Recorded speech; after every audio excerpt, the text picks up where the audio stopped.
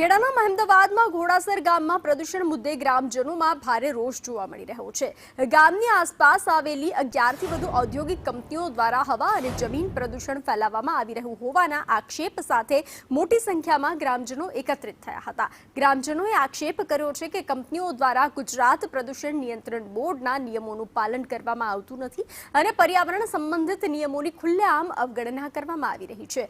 ગામમાં પ્રદૂષિત હવા અને જમીનના કારણે લોકોના આરોગ્ય તેમજ ખેતીને અસર થઈ રહી હોવાનું ગ્રામજનોએ જણાવ્યું છે। આ મુદ્દે ગ્રામ પંચાયતને પણ આર્થિક નુકસાન થઈ રહ્યું છે। સમગ્ર મામલે જવાબદાર તંત્ર દ્વારા તાત્કાલિક તપાસ કરવામાં આવે અને નિયમોનું ઉલ્લંઘન કરનાર કંપનીઓ સામે કાયદેસરની કાર્યવાહી કરવામાં આવે તેવી ગ્રામજનોની મુખ્ય માંગ છે।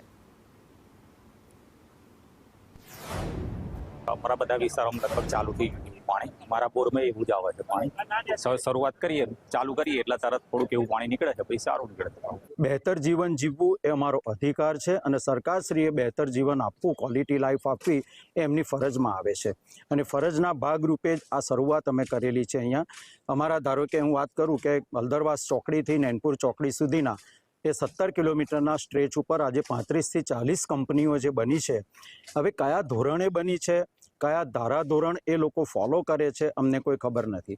અને અત્યારે જે સમસ્યા અમારી મેઇન છે જે પાણીની છે, પ્રદૂષણની વાત કરીએ તો હવે પોલ્યુશન બોર્ડ કેટલો સમય આવે છે, કેવી રીતના એના નોર્મ્સ ફોલો થાય છે, અમને કોઈને ખબર નથી। ઘોડાસર વિસ્તાર આજુબાજુ વિસ્તારની ફેક્ટરીઓ દ્વારા થતું જમીનમાં દૂષિત પાણી છોડવામાં આવે છે।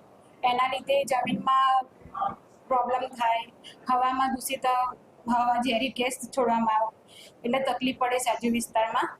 પ્લસ વેરો ન ભરવાનો, જે ટેક્સ વાળા જે વેરો આવે છે એ વેરો ન ભરવા બદલ 4 થી 5 વખત નોટિસ આપી કઈ નિરાકરણ આવ્યું નથી। ઘોડાસર ગામમાં 11 જેટલી ફેક્ટરીઓ આવેલી છે।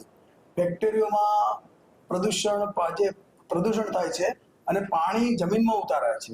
ઘણા ચારેક બોરમાં તો કાળું પાણી આવી ગયું છે કેમિકલ, અને હવામાં પણ પ્રદૂષણ છોડે છે અને 1 કરોડથી ઉપર વેરો ભરતા નથી।